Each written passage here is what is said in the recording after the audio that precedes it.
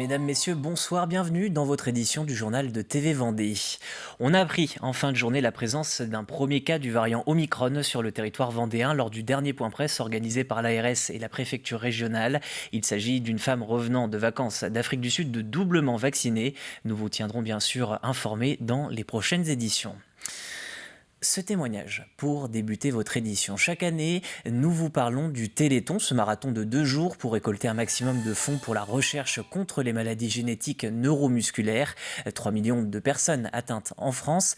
Et à l'écran, nous voyons souvent des enfants, mais ils grandissent. Alors cette année, nous voulions vous faire découvrir Freddy Gaborio, quadragénaire. Il continue sa vie et entretient, vous allez le voir, des projets malgré l'évolution de sa maladie.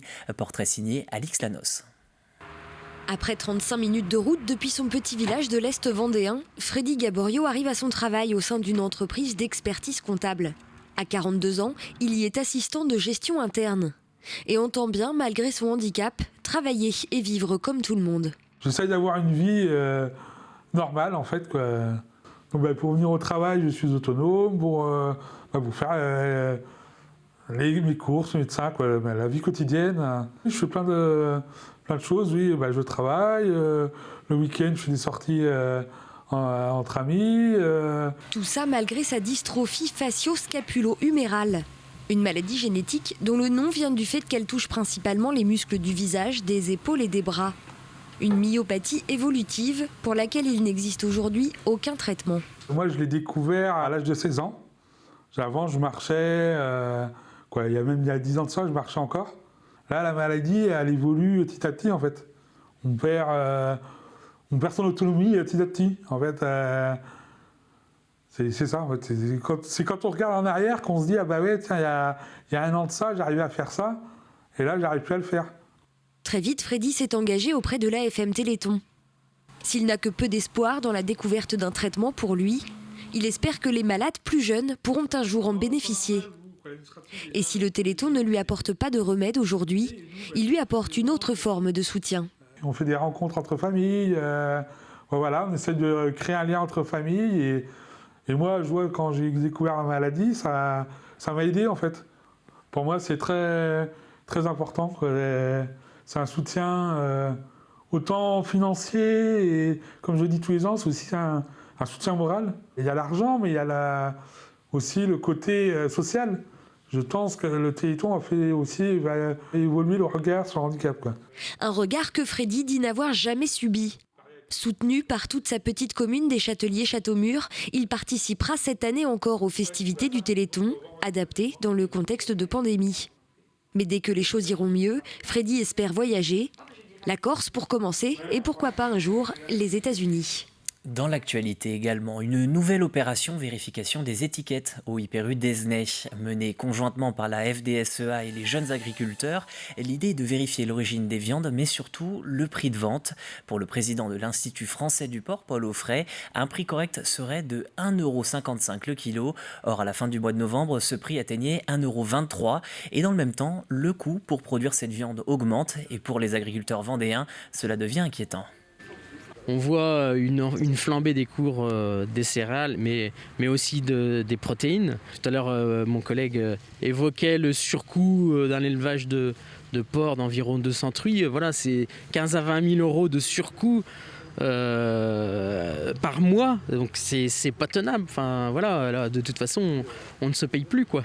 Donc à un moment donné, il faudra que le prix remonte pour qu'on puisse s'en sortir. Ou sinon, demain, c'est la souveraineté alimentaire de la France qui sera pénalisée. Toujours à propos d'alimentation, un cours peu orthodoxe pour ces BTS technico-commercial du lycée Nature. Habitués par leur formation à la vente et la négociation, les voilà derrière les fourneaux pour réaliser un repas gastronomique. Dans cette 4e édition du dispositif, les élèves ont 1 semaine pour concocter le menu sous la tutelle de plusieurs chefs. L'objectif, les inviter à mieux connaître leurs produits et le territoire. Alexia Janet. Il y a une personne qui sort les assiettes du four, qui les étale sur la table de derrière. Après plusieurs jours de préparation, il est temps de dresser les assiettes. Au menu aujourd'hui, Une épaule d'agneau farcie avec du verre de blette, oignon vert de blette, ail, sel, poivre qu'on a fait confit, cuire pendant 12 heures. Ces 12 étudiants en BTS technico-commercial viennent de passer une semaine dans les cuisines du lycée. L'objectif, préparer un repas gastronomique de l'entremets jusqu'au dessert. Un exercice qui relève de la découverte pour beaucoup de ces élèves spécialisés dans l'agroalimentaire. Là, je prends vraiment du plaisir à faire ça, donc c'est vraiment sympa. Ce que ça m'apporte, c'est que ça aide vraiment à se concentrer, c'est être dans l'effet de groupe. Donc, mais on se rapproche avec les autres de la classe, donc c'est vraiment sympa comme semaine. Ouais, le but en fait, c'est de voir une autre approche de la cuisine, parce qu'on la voit de façon très industrielle en cours. Il s'agit là de la dernière ligne droite pour eux, puisque dans quelques minutes, leur plat va être servi à une quinzaine de professeurs, élus locaux et chefs cuisiniers. Si la cuisine ne fait pas partie des compétences requises pour leur diplôme, ce module a tout de même un objectif bien précis. L'idée, c'est de les sensibiliser à la transformation des produits locaux et des produits de saison. 98% des produits qui composent les recettes viennent de la ferme, de l'exploitation agricole ou du très local. Alors c'est important le local parce que ils sont potentiellement leur recherche d'emploi ce sera sur la Vendée ou les départements limitrophes. Donc c'est important de connaître ce qu'il se produit localement pour pouvoir bien les vendre. Donc pour bien les vendre, il faut bien les connaître et savoir les transformer. Perfectionner leur connaissance du territoire, mais aussi leur inculquer certaines valeurs. Pour l'occasion, des chefs de renom ont fait le déplacement depuis Paris. Parmi eux, le chef Pierre Micaz, membre titulaire de l'Académie culinaire de France. La cuisine, si vous voulez, ça donne de la rigueur dans le métier. Ils ont vu que travailler des produits, c'est pas facile. Ça leur permet donc de s'adapter, parce que quand on est un commercial, on doit s'adapter au quotidien. Et c'est un bon exercice pour la suite de leur carrière. Et ils ont vraiment du talent. Le défi semble avoir été relevé haut la main pour ces jeunes étudiants. L'opération sera reconduite l'année prochaine avec les futurs élèves du BTS. Des images à présent de la microcrèche de Saint-Mathurin. Après une longue réflexion sur le territoire, elle vient d'être inaugurée. Elle devient la 4e microcrèche gérée en Vendée par l'ADMR. Grâce à ce service, 10 enfants âgés de 10 semaines à 4 ans peuvent être accueillis. L'équipe est composée de 2 auxiliaires de puériculture et 2 assistants d'accueil petite enfance.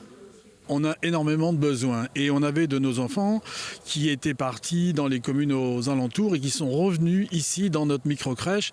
Nous, la commune, ça fait plusieurs années, ça fait au moins 5-6 ans qu'on avait pensé, qu'on avait voulu monter une microcrèche à Saint-Mathurin. Aujourd'hui, c'est une chose faite, mais les besoins sont énormes. Pour que ce serait bien, il faudrait presque doubler ce que l'on a aujourd'hui. Pour nous, c'est une très très bonne nouvelle et en plus pour la commune, ça permet à des nouveaux parents d'avoir sur place ce qu'il faut. Et dans un registre un peu plus léger, une idée de cadeau pour Noël, ça vous dit? Nous vous proposons ce soir de découvrir Clémence No, une bougiste. Comme son nom l'indique, l'artisane est créatrice de bougies à la châtaigneraie. Sa particularité, des matériaux écologiques grâce à sa cire végétale, mais aussi des contenants consignés. Dans sa boutique nommée Paillettes et Sortilèges, elle propose même une gamme de pots originaux. Et Cyril Guillet s'est déjà fait ensorceler.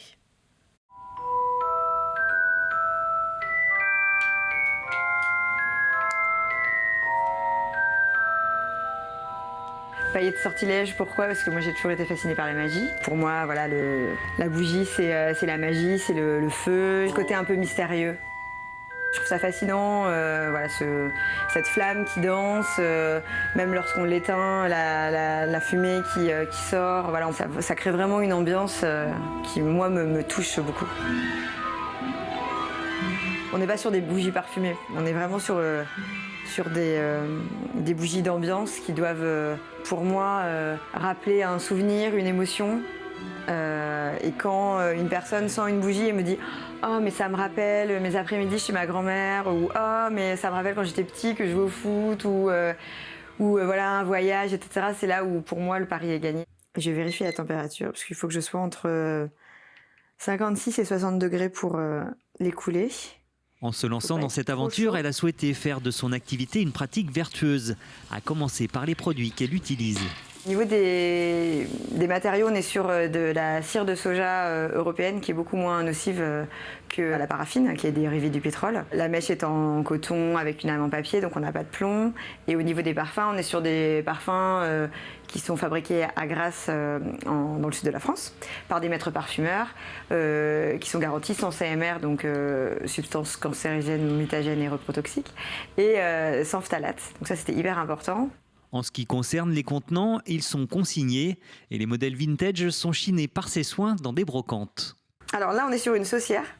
Alors j'ai des tasses également, des petites verrines. Voilà, tout est possible à peu près au niveau des contenants. J'ai fait une théière aussi. Noël approche et dans son atelier, la production de bougies bat son plein. Clémence No s'est lancée au printemps dernier et propose à chaque saison une nouvelle collection. Là, nous sommes en plein dedans la collection de Noël, où vous pouvez retrouver par exemple Goûter au chalet. On est sur un parfum assez doux de thé noir et pain d'épices, ou Merveilleuse orange, où on est sur un parfum d'orange épicée, un petit peu confite, parfait pour les fêtes. Pour cette fin d'année, Clémence No proposera ses créations sur différents marchés de Noël, notamment le samedi 11 décembre à Antigny, le 12 décembre à la Châtaigneraie et le 19 à Mouilleron-Saint-Germain. Un dernier mot avec le retour de la folle journée à Nantes et en région. Le thème cette année, Schubert, le voyageur. 160 concerts prévus dans 21 communes des Pays de Loire autour du compositeur allemand. Parmi ces délocalisations, Chaland, la folle journée en Vendée, ce sera les 21, 22 et 23 janvier prochains. Nous allons organiser en Vendée, dans les 4 villes, c'est-à-dire Chaland, La Roche-sur-Yon, les Sables-d'Olonne, Fontenay-le-Comte, on va organiser environ 70 concerts, avec tous les plus grands chefs-d'œuvre de Schubert, ces grands chefs-d'œuvre de musique de chambre, la Truite, le Quatuor La Jeune Fille et la Mort, le Trio Puissant, toutes ces grandes symphonies, la 5e symphonie de Schubert, la 8e symphonie de Schubert, et beaucoup d'œuvres aussi, des transcriptions qui seront jouées par beaucoup d'ensembles amateurs, puisque la Vendée possède une richesse absolument inouïe de musiciens amateurs, donc on va les entendre dans toutes les villes. Ainsi s'achève cette édition. Je vous remercie de l'avoir suivi. Je vous souhaite une bonne soirée sur TV Vendée.